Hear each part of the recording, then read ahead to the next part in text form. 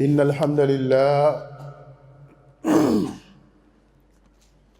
نحمده ونستعينه ونستغفره ونعوذ بالله من شرور أنفسنا ومن سيئات أعمالنا من يهده الله فلا مضل له ومن يضلل فلا هادي له وأشهد أن لا إله إلا الله وحده لا شريك له وأشهد أن محمدًا عبده ورسوله صلى الله عليه وعلى آله وسلم تسليمًا كثيرا. يا أيها الذين آمنوا اتقوا الله حق تقاته ولا تموتن إلا وأنتم مسلمون. يا أيها الناس اتقوا ربكم الذي خلقكم من نفس واحدة وخلق منها زوجها وبث منهما رجالا كثيرا ونساء واتقوا الله الذي تساءلون به والأرحام إن الله كان عليكم رقيبا. يا أيها الذين آمنوا اتقوا الله وقولوا قولا سديدا يصلح لكم أعمالكم ويغفر لكم ذنوبكم ومن يطع الله ورسوله فقد فاز فوزا عظيما. إن أصدق الحديث كتاب الله وخير الهدي هدي محمد صلى الله عليه وسلم وشر الأمور محدثاتها وكل محدثة بدعة وكل بدعة ضلالة وكل ضلالة في النار. اللهم إنا نعوذ بك من عذاب النار. يا أيها المؤمنون عباد الله، أولا أوصيكم وأوصي نفسي بتقوى الله عز وجل فقد فاز المتقون، حيث قال الله عز وجل في كتابه العزيز: إن للمتقين مفازا. أما بعد، ama baada ya kumhimidi Allah subhanahu wa ta'ala na kumtakia sana salam kiongozi wa umma, mwalimu wa umma Muhammad bin Abdullah salatu rabbi wa salamu alayhi, lakini bila kusahau ndugu zangu katika imani, ninawahusia pamoja na kuhusia nafsi yangu juu ya swala zima la kumcha Allah subhanahu wa ta'ala, kwani kwa hakika bila shaka wamefaulu wacha Mungu. Aliposema Allah subhanahu wa ta'ala katika kitabu chake kitukufu katika surati An-Naba, inna lilmuttaqina mafaza, ama kwa hakika bila shaka wamchao Allah ndio waliofaulu. Ndugu zangu katika imani, ama anwani ya khutba yetu ya leo, Allah subhanahu wa ta'ala akituwafikisha itakwenda kwa kichwa cha habari kinachosema watu ambao Allah anawapenda zaidi. Watu ambao Allah anawapenda zaidi. Ndugu zangu katika imani, kupendwa na Allah ndiyo jambo au lengo ambalo muumini, mja ambaye anamcha Allah, ndiyo kipaumbele chake ambacho anashindana kwa ajili ya kutafuta radhi na mapenzi ya Allah subhanahu wa ta'ala.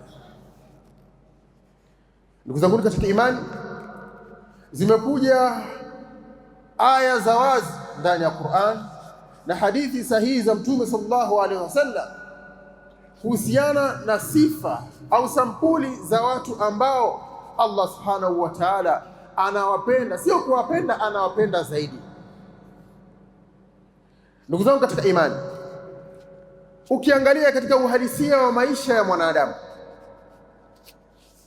huwa anajisikia vizuri akipendwa na mwanadamu, iwe kwa sababu ya cheo alichokuwa nacho au kwa sababu ya uwezo wa kifedha aliyokuwa nao.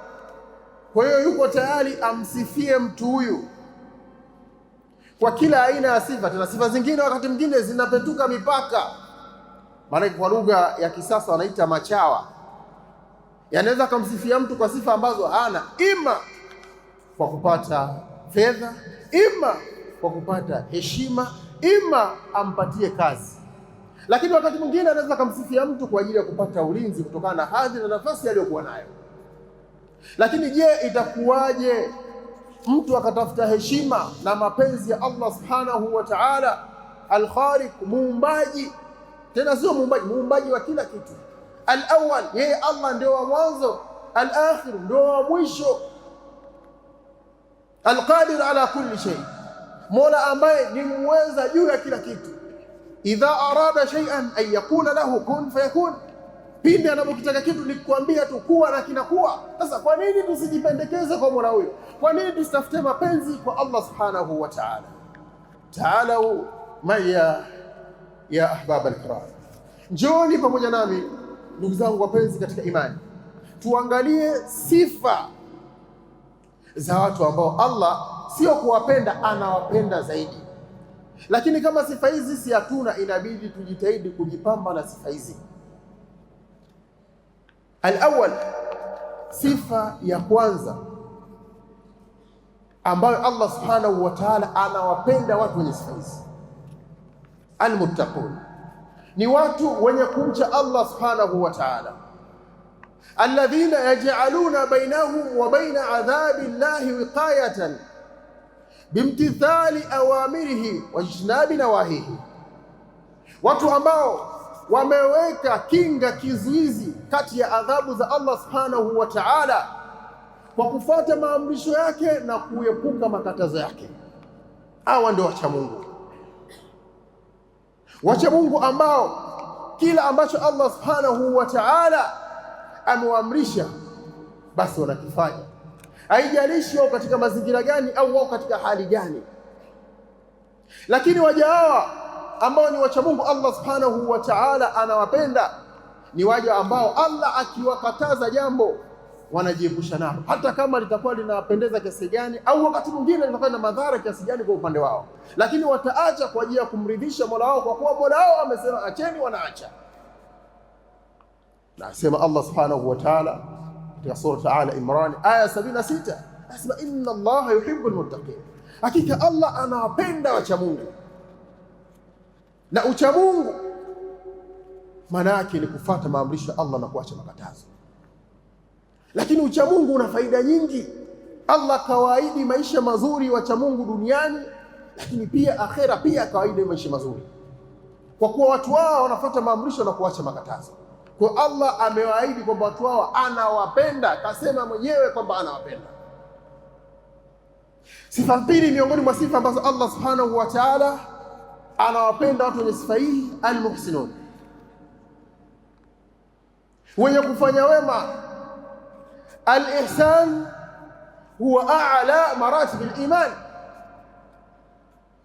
Ihsan ni daraja ya juu kabisa ya imani. Daraja hii hawafikii watu kirahisi. Al-muhsinun humu alladhina ya'buduna Allaha ka'annahum yarawhu, wenye kufanya wema ni wale ambao wanamwabudu Allah kama vile wanamuona kwa macho, live, face to face.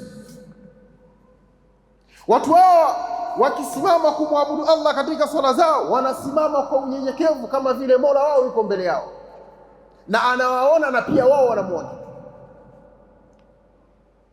Watu hawa wakifanya ibada za aina mbalimbali mbele za macho ya watu wanakuwa ni wanyenyekevu, lakini wanakuwa wanyenyekevu zaidi wanapokuwa mbali na macho ya watu. Tofauti na sisi tunakuwa nyenyekevu kwenye macho ya watu, lakini tukiwa mbali na macho ya watu tunakuwa kuna watu waovu na kuna watu wabaya kama sisi. Lakini wacha Mungu wema hawa wakiwa peke yao mbali na macho ya watu wanamcha Allah kama vile wanamuona, hawawezi kufanya uovu kwa sababu hawaoni na watu, kwa sababu wako mbali na macho ya watu. Wanajua kabisa Allah subhanahu wa ta'ala anawaona, lakini sio kuwaona tu, wanasikia, lakini anajua dhamira zilizomo ndani ya nyoyo zao. Ndugu zangu katika imani, almuhsinun, hii ni daraja ya juu kabisa ya imani. Allah anawapenda watu wao. Anasema Allah katika sura al-Baqara aya 195, wa ahsinu inna Allaha yuhibbul muhsinin, fanyeni wema, hakika Allah anawapenda wafanya wema. Wema ambao yutqinuna a'malahum lil akharin, wanafanya kwa ufanisi, wanafanya kwa uzuri matendo yao kwa wengine. Hawezi wakadhulumu wengine, hawezi kuvunja heshima za wengine, hawezi kuchukua mali za wenzao kwa dhulma. Watu ambao wana huruma na mapenzi kwa wenzao, wanawatangulia kheri ndugu zao kama vile ambavyo wanapenda kujitangulizia wao kheri. Almuhsinun, watu wenye kufanya wema. Wa ahsinu, Allah subhanahu wa ta'ala anasema inna Allaha yuhibbul muhsinin, hakika Allah anawapenda wenye kufanya wema. Al-ihsan an ta'budu Allaha ka'annaka tarahu fa in lam takun tarahu fa innahu yaraka. Ihsan ni daraja ya juu kabisa imani. Maana yake ni kumwabudu Allah kama vile wewe unamuona. Ikiwa wewe umuone, basi Allah subhanahu wa ta'ala anakuona. Hata kama utakuwa peke yako, kuna jambo la kufanya watu hawakuoni, lakini utaogopa kufanya kwa kuwa Mola wako anakuona. Na hakuna daraja ya juu ya imani kama hii. Na watu wengi katika waumini wanateleza kwenye mtihani huu. Watu wengi wanakuwa ni wema kwenye macho ya watu, lakini wakiwa mbali na macho ya watu si wema tena. Wanafanya kila aina machafu, wanafanya kila aina maovu, wanafanya kila aina ya dhulma, lakini wanawafanyia watu hasad, wanawazungumza watu kwa mazuri mbele ya watu, wakijitenga nao wanawazungumza kwa ubaya. Al-muhsinun, wenye kufanya wema. Lakini pia miongoni mwa watu ambao Allah subhanahu wa ta'ala anawapenda, al-mutawakkilun, wenye kumtegemea Allah subhanahu wa ta'ala, ambao wanamtegemea Allah ukweli wa kumtegemea, lakini si kumtegemea tu, pamoja na kufuata asbabu. Wanamtegemea Allah kwa kila kitu katika maisha yao, hawaelekezei shida zao na matatizo yao viumbe wa Allah subhanahu wa ta'ala. Matatizo yao hawaegemezi kwa viongozi wao, matatizo yao hawaegemezi kwa watu waliokuwa na uwezo dhidi yao. Juhudi zao za maisha hawazielekezi kwa watu, kwa sababu wanajua yupo ambaye anaturuzuku na yupo ambaye anatupa sisi maisha. Lakini kikubwa ni kwamba zipatikane sababu ya kile ambacho nakwenda kumtegemea Allah subhanahu wa ta'ala. Kama vile ukimwomba Allah pepo, pepo haiji kwa kukaa tu, lazima ulete juhudi, ufanye ibada za aina mbalimbali ili iwe sababu ya kuingia peponi. Ukitaka maisha pia yawe mazuri, lazima ufanye jitihada za kutafuta maisha, ufanye kazi, ufanye biashara, lakini ufanye njia nyinginezo za halali kwa ajili ya kutafuta riziki, ili Allah subhanahu wa ta'ala apitishe riziki zake kupitia kazi unazozifanya. Lakini huku ukimwelekezea yeye kwamba hivi ninavyofanya ni asbabu, lakini mtoaji ni Allah subhanahu wa ta'ala. Almutawakkiluna ala Allah, wenye kumtegemea Allah ukweli wa kumtegemea, ambao hawana shaka na Allah subhanahu wa ta'ala. Ndugu zangu katika imani, hakuna sifa ambayo Allah subhanahu wa ta'ala anaipenda kama kumtegemea yeye Allah kwa kila jambo. Anamwambia Mtume, watawakkal ala alhayy alladhi la yamut, mtegemee Allah mwenye uhai ambaye hafi. Acha kuelekeza malengo yako kwa viumbe, acha kuelekeza juhudi zako kwa viumbe, lakini pamoja na kumtegemea Allah, maa badhil asbab, lazima uchukue sababu. Kuwa kuna sababu, waja'alna kulla shay'in sababa, sisi tumekifanya kila kitu kwa kuna sababu yake. Ukitaka kheri yoyote aina yoyote, mafanikio aina yoyote, lazima kuwa kuna sababu ya wewe kufanikiwa. Uwezi kuomba utajiri umekaa ujishughulishi. Ndugu zangu katika imani, almutawakkiluna ala Allah, wenye kumtegemea Allah subhanahu wa ta'ala, ukweli wa kumtegemea Allah. Anawapenda sana wenye kumtegemea Allah subhanahu wa ta'ala. Ud'u rabbakum wa antum muqinuna bil ijaba.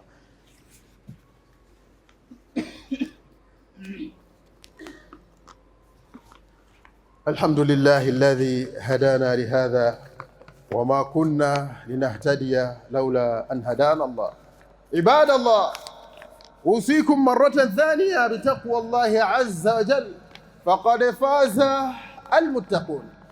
Ndugu zangu katika imani, ninakuhusieni kwa mara nyingine kumcha Allah subhanahu wa ta'ala, kwani kwa hakika bila shaka wamefaulu wacha Mungu. Anwani yetu ya leo imekwenda kwa kichwa cha habari ahabbu nasi ila Allah ta'ala, watu ambao Allah anawapenda zaidi. Tumesema watu wa kwanza ambao Allah anawapenda almuttaqun, ni wacha Mungu. Lakini pia sifa nyingine ya watu Allah ambao anawapenda sana almuhsinun, watu wanaokufanya wema. Lakini sifa nyingine tukasema almutawakkilun, wenye kumtegemea Allah subhanahu wa ta'ala. Lakini miongoni mwa watu ambao Allah subhanahu wa ta'ala anawapenda al-anfa'u li ghairihim, watu wenye manufaa kwa wengine, ashabul ata, watu wenye kujitolea. Ndugu zangu katika imani, yakulu nabii sallallahu alayhi wa alihi wasallam, anasema mtume wa Allah sana salam zimfikie juu yake, ahabbu nasi ila Allah ta'ala anfa'uhum linnas, watu ambao Allah anawapenda zaidi ni wale ambao wana manufaa kwa watu. Watu wananufaika kupitia wao. Neema ambazo Allah subhanahu wa ta'ala amewaneemesha haziishii kwao, hazifupiliki kwao, zinaenea kwa watu wengine kwa kuwanufaisha wengine.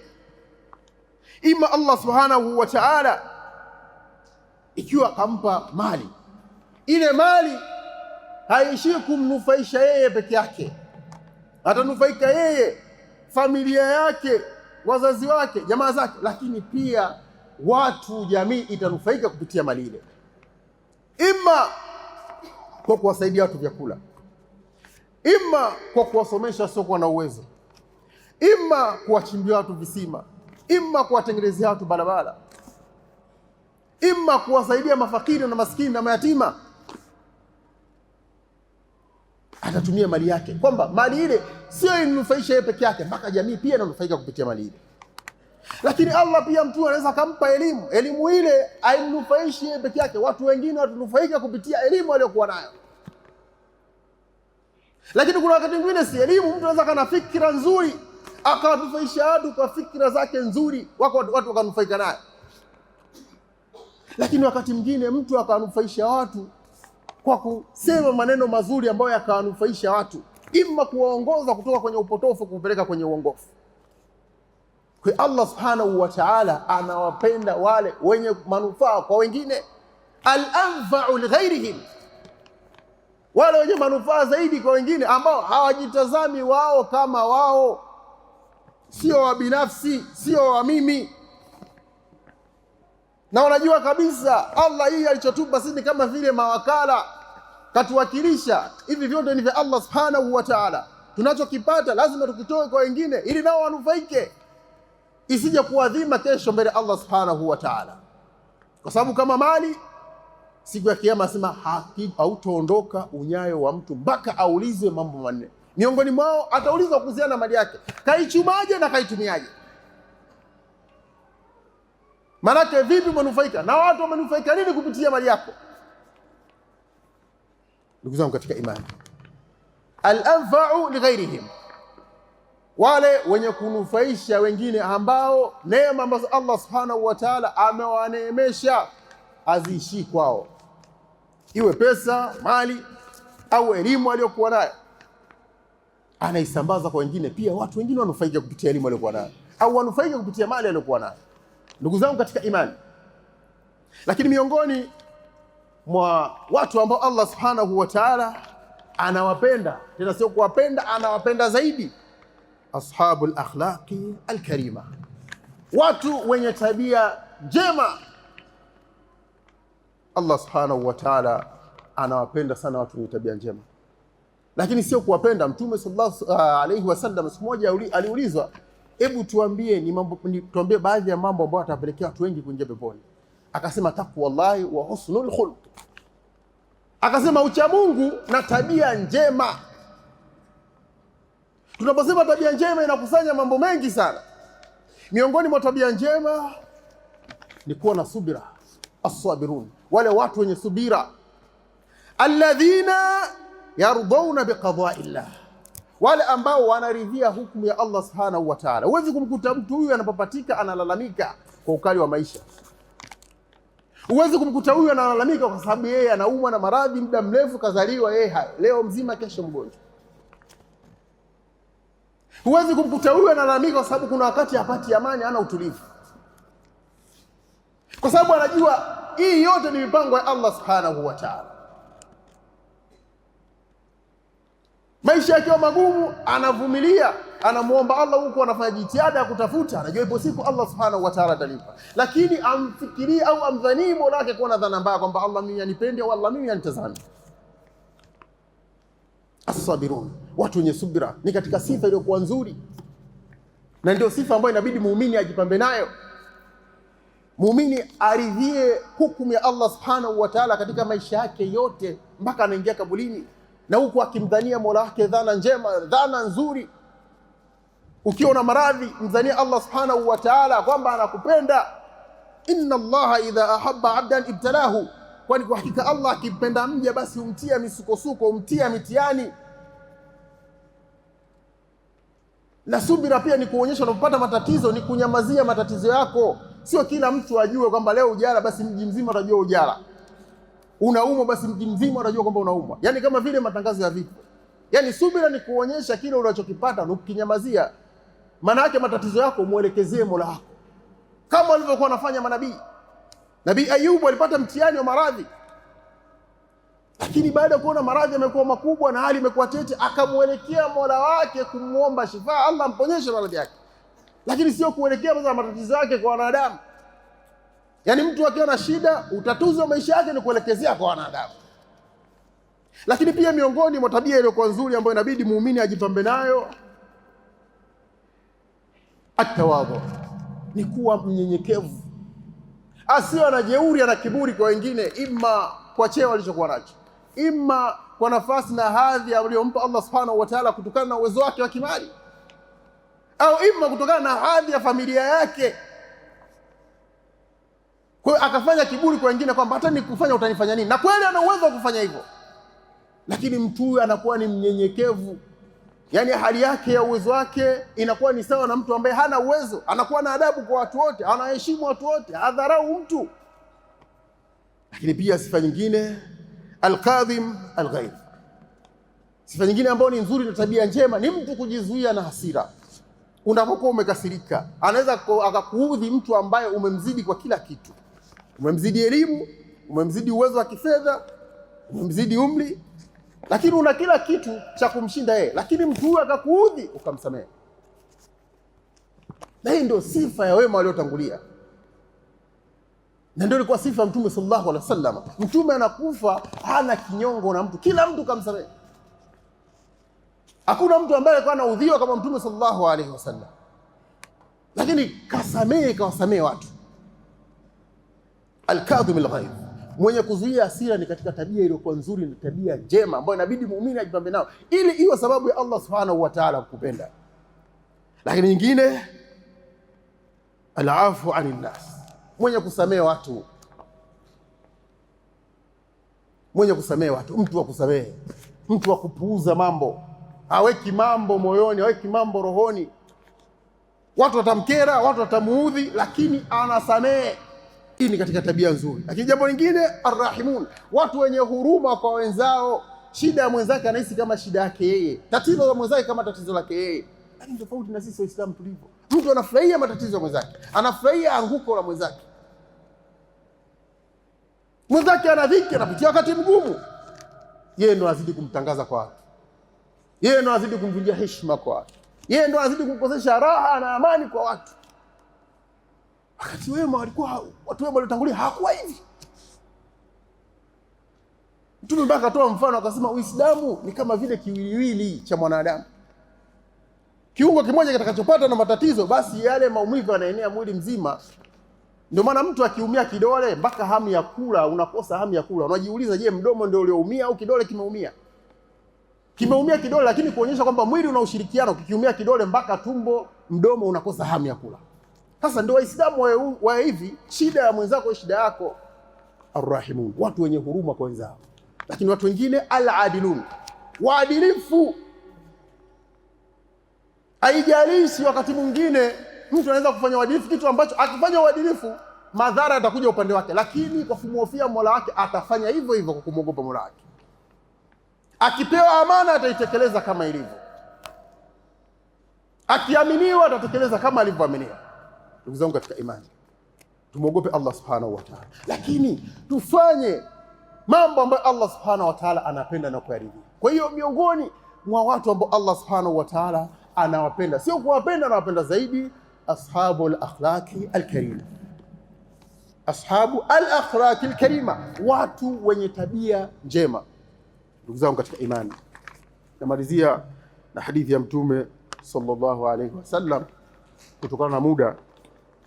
Anasema Mtume sallallahu alayhi wasallam katika hadithi al-Qudusi, asema idha ahabba Allahu abdan, Allah akimpenda mja. Sasa faida ya kupendwa na Allah subhanahu wa ta'ala, nada Jibril, basi huwa humwambia Jibril, humtangazia Jibril, inna Allaha yuhibbu fulana, Allah anampenda fulani, fa ahbib, basi na wewe Jibril mpende mtume. Fa yuhibbuhu Jibril, Jibril anampenda mtume. Thumma yunadi fi ahli sama, kisha Jibril anatangaza kwa malaika mbinguni. Akitangaza kwa malaika mbinguni, anawaambia malaika Jibril anaambia kuwaambia malaika, inna Allaha yuhibbu fulanan fa ahibbuhu, Allah subhanahu wa ta'ala anampenda fulani na nyinyi mpendeni. Fa yuhibbu ahli sama, malaika wanampenda mtu yule. Thumma yudha'u lahu alqabul fi al-ard, kisha Allah subhanahu wa ta'ala anampa kabuli, kukubalika katika kila mmoja anakuwa anampenda na anamridhia, sababu Allah subhanahu wa ta'ala anampenda.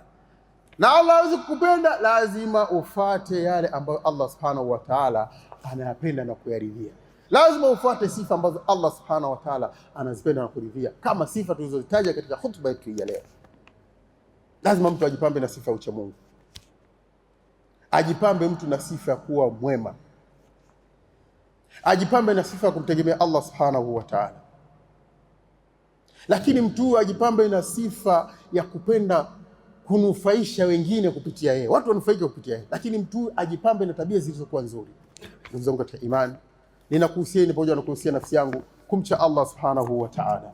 Allahumma salli ala Muhammadin wa ala ali Muhammad kama sallaita ala Ibrahim wa ala ali Ibrahim innaka Hamidum Majid, wa barik ala Muhammad wa ala ali Muhammad kama barakta ala Ibrahim wa ala ali Ibrahim innaka Hamidum Majid. اللهم ربنا آتنا في الدنيا حسنة وفي الآخرة حسنة وقنا عذاب النار. فأقم الصلاة.